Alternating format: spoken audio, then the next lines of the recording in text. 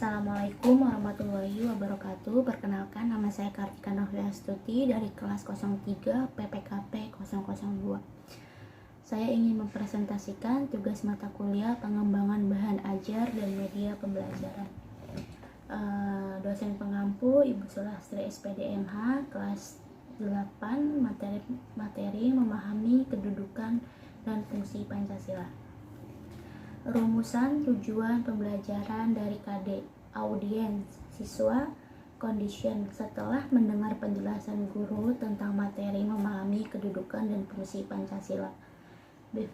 Behavior, menjelaskan CABD. Setelah mendengar penjelasan guru tentang materi memahami kedudukan dan fungsi Pancasila, diharapkan siswa mampu menjelaskan pentingnya kedudukan Pancasila dan fungsi Pancasila.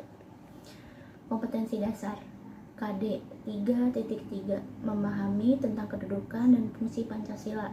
IPK 3.2.1, memahami hakikat kedudukan dan fungsi Pancasila.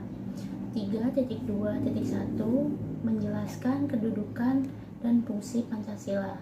3.2.3, menganalisis dinamika kedudukan dan fungsi Pancasila. Tujuan pembelajaran 1. Siswa mampu memahami kedudukan dan fungsi Pancasila. 2. Siswa mampu menjelaskan kedudukan dan fungsi Pancasila. 3. Siswa mampu menganalisis dinamika kedudukan dan fungsi Pancasila. Materi pembelajaran. Materi pada bab ini meliputi sebagai berikut: pengertian Pancasila, kedudukan Pancasila, Pancasila sebagai dasar negara, Pancasila sebagai pandangan hidup. Pengertian Pancasila.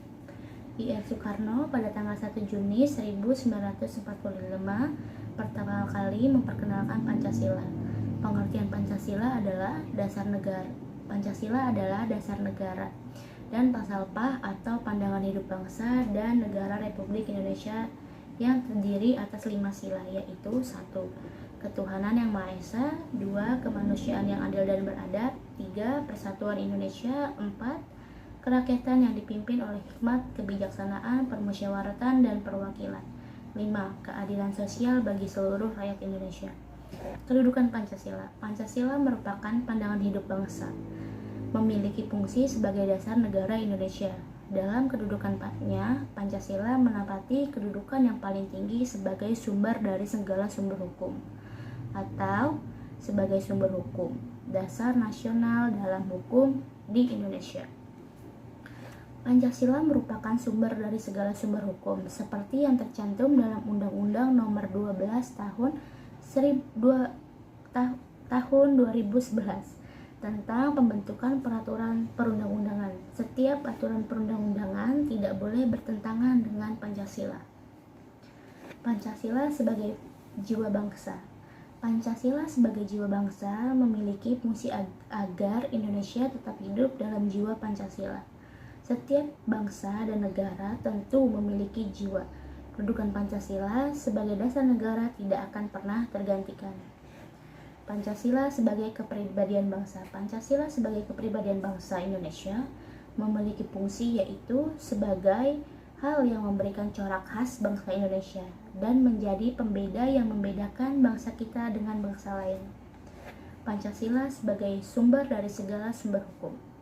Pancasila sebagai sumber hukum berfungsi sebagai sumber hukum yang mengatur segala hukum yang berlaku di Indonesia. Semua hukum harus tunduk dan bersumber dari Pancasila.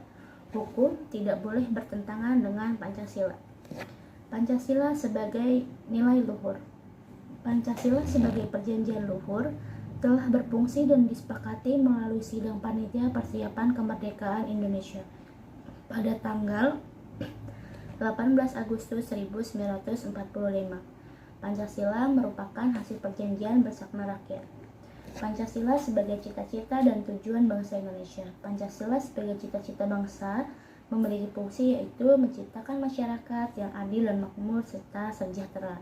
Sekian dan terima kasih.